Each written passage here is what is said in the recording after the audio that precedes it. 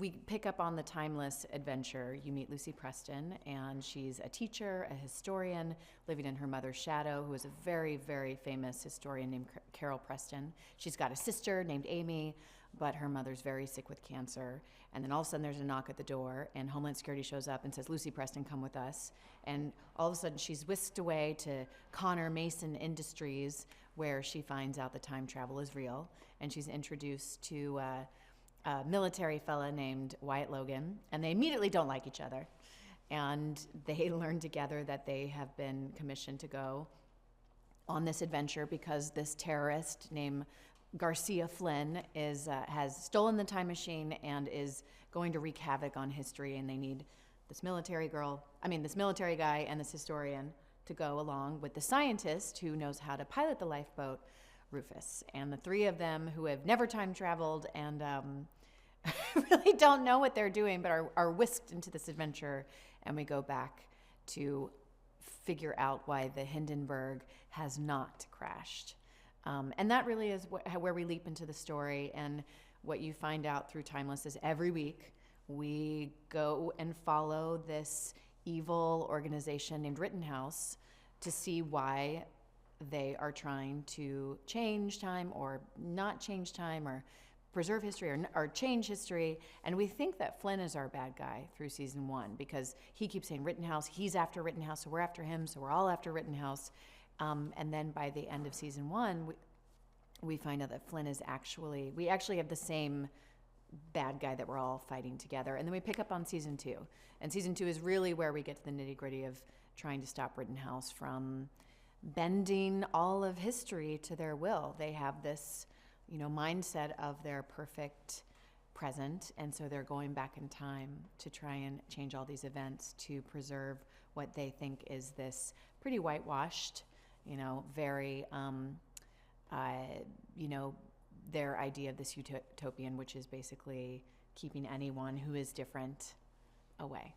And I love the metaphor of that. And so here we are, we get to the end of season 2, and basically what's happened through the adventure of time travel is that we get to shine a light on all of these incredible historical moments in time. I love season 2 because we really focused on all the female and minority stories. And really at the end of the day, it's about a family. Wyatt and Lucy and Rufus become a family.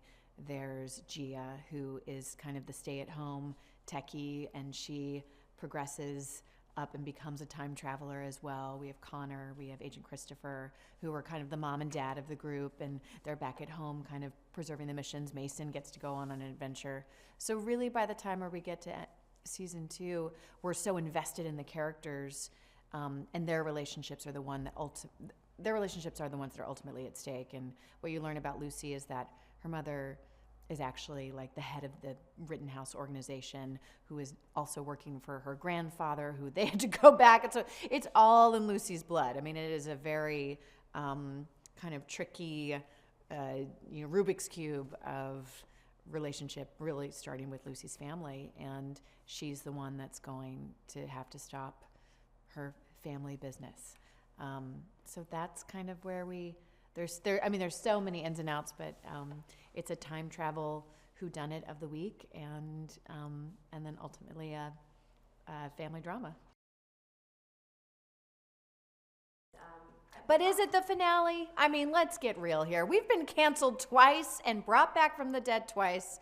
Our real lives are mirroring the show. Somehow we keep changing history. I mean, literally, I went to bed one night with a canceled show and woke up to an uncanceled show. I mean, I woke up this morning and wasn't beat to poop. And then at the end of the day, I'm beat to poop. So there you go. That's the show in a nutshell. No, yes and no. But we are in the middle of shooting our finale, like you said, and at the end, the big season cliffhanger, and someone to really mention is there has been an evil ne'er-do-well that's more evil than all of them, and it's Emma, who's kind of who we met in season 1, and she's been the growing, really evil villain, and Emma and Lucy have a big showdown, and Emma beats Lucy to poop, and every time you say poop, I have to go brr, you know, and so that's where we pick up right where we left off. And I mean, poor Lucy. Let's talk about Lucy for a second. So at the end of season 2, her mother is killed. Her grandfather is killed. Wyatt didn't choose her. He chose his wife, who basically came back to life, which we understand. But then he decides, I should have chosen you, and I love you, after she kind of started to give up hope. And now she's got feelings for Flynn, who's kind of a bad guy, but kind of not a bad guy. And he is about to confess his undying love for her as well. And she also got beat up within an inch of her life. So that's where we pick up with Lucy and the finale. So things are looking up.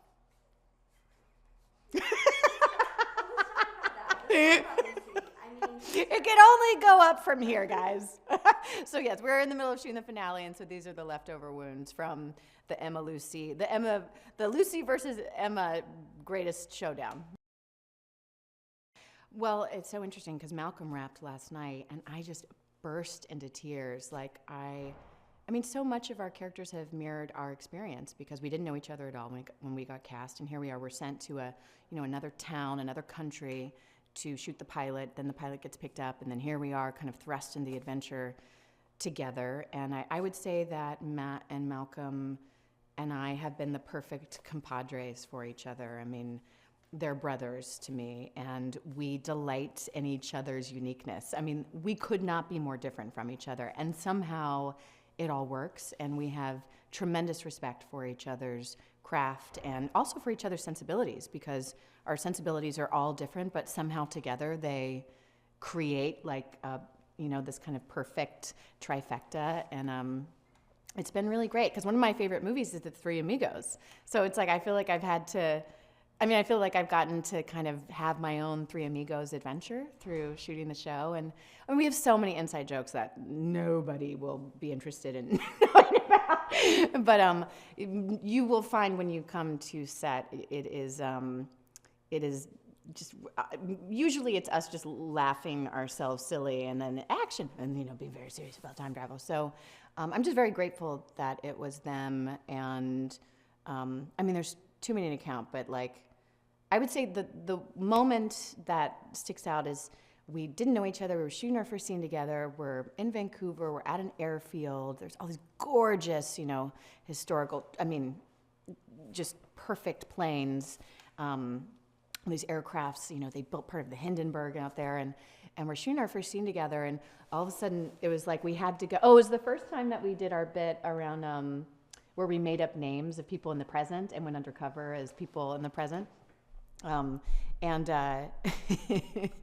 so right before that, we all turned to each other, and I went, moment before, and we jumped and did a thing, and we all did the same thing, and I was like, I think this is going to work out. So it was like we just had a chemistry, and we were all so excited to be there, and we just believe in the show. I mean, the show is putting good out in the world and educating people about our past, and we were educated through the show. I think particularly for Lucy. I mean, I literally give a history lesson every single episode, so I have learned quite a bit about history. It's interesting because I have three episodes, but for different reasons that I would kind of point people towards if you were like, what's timeless, And I'd be like, well, if you want to get the full spectrum of the show, watch Bonnie and Clyde. It's got the romance, you have the personal effect of those characters, you really felt like you knew them, and also just the way everyone had their own adventure too, and the way that the show looked, I just thought it was the best of timeless, the dramatic, comedic moments, but really you felt like you were there. I'd say start there, but if you want the fun, just the all-out fun of the show, watch the Hollywoodland episode. That is a delight. It's just so funny. Malcolm's so funny. Matt, there's so much romance. It's where Lucy and Wyatt really, after 1,700 episodes, finally have a moment. A personal thing. Matt Whitney, who wrote the episode, they had kind of built in that Lucy was a singer, so she gets thrust on stage because they're the music. They're the next big musical act, and and Wyatt won't go up, so he pushes her on stage. And there's just so much like comedy and musical comedy, which I love. And the early 40s is one of my favorite time periods. So I would say like that's a great follow-up for the fun. And then I would say for the kind of the really important, the activism of the show, I would, point people towards our suffragette episode where you learn about Alice Paul and Grace Humiston, and two of our really like bombastic female figures that people don't know a lot about and are so significant.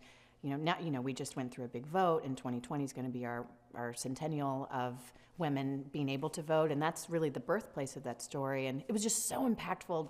We were at Paramount Studios and have hundreds of women dressed in the, 1918 garb and wearing suffragettes banners and holding like, Mr. President, it was unbelievable. And we just had the Women's March. And I think it's just so reflective of really to look back and see how far we've come and how much further we have to go, and visit our grandmothers of history who have really paved the way. So those are kind of my 3 go-to episodes.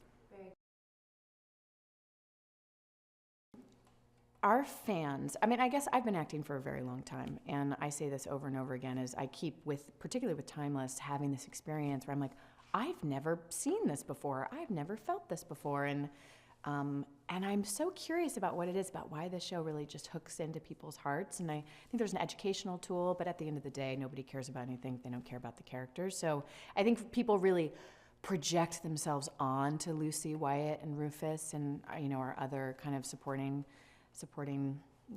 roles. And I think people are really hungry to learn about what came before and how do we change our future. And we're also dealing with these themes of fate versus free will. So I think it's like we're constantly, every day we wake up like, well, if I chose this, but if I didn't do this, like what would happen? And we get to explore that on the show. So I think that has kind of hooked in this fan base that has just become so impassioned. And to be at the forefront of something that people love so much is overwhelming. I feel very humbled. I feel very grateful that everywhere I go, there's goodwill and favor, because I travel quite a bit, and families stop me, teachers stop me, young, old. I get stopped by an 8-year-old, I get stopped by an 80-year-old, and it's really funny to take pictures with lots of 80-year-olds too. It's just like, hey guys. I get to go to DC because the Smithsonian has been a huge supporter. I got to go to the National Women's Party Museum and to the First Feminist Library because of the suffragette episode and what we have done for spreading, more interest in history. It's been overwhelming, and just grateful to the fans that they're putting their money, their energy, their time. I just have never been a part of something like that, and so this 2-hour finale is for the fans. They brought us back from the dead again, and so all of this is for them, and hopefully it's very satisfying and unsatisfying at the same time as all. Again, I hope that's satisfying and unsatisfying in the way that all good endings are.